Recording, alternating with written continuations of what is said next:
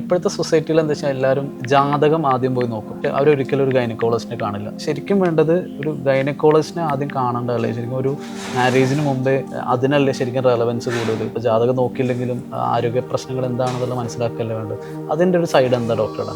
ഞങ്ങൾ പഠിക്കുന്ന കാലത്ത് ഇതിൻ്റെ കാര്യത്തിൽ തമാശയ്ക്ക് തമാശയ്ക്കല്ല, സീരിയസ് ആയിട്ട് തമാശ രൂപത്തിൽ പറയാറുണ്ട്. ഇന്നത്തെ കാലത്ത് ജാതകമൊന്നുമല്ല നോക്കേണ്ടത്. പ്രധാനമായിട്ടും ഏതെങ്കിലും തരത്തിലുള്ള ആ പാർട്ട്ണറുടെ ഫാമിലിയിൽ എന്തെങ്കിലും ലൈഫ് സ്റ്റൈൽ ഡിസോർഡേഴ്സ് ഉണ്ടോ, HIV പരിശോധന, HPV ഇൻഫെക്ഷൻ ഉണ്ടോ, അല്ലെങ്കിൽ മറ്റേതെങ്കിലും STD ഇൻഫെക്ഷൻസ് ഉണ്ടോ എന്നൊക്കെയുള്ളതാണ് ശരിക്കും നമ്മൾ ആദ്യം ചെക്ക് ചെയ്യേണ്ടത്. ജാതകമൊന്നും അല്ല എന്ന് പറയാറുണ്ട്.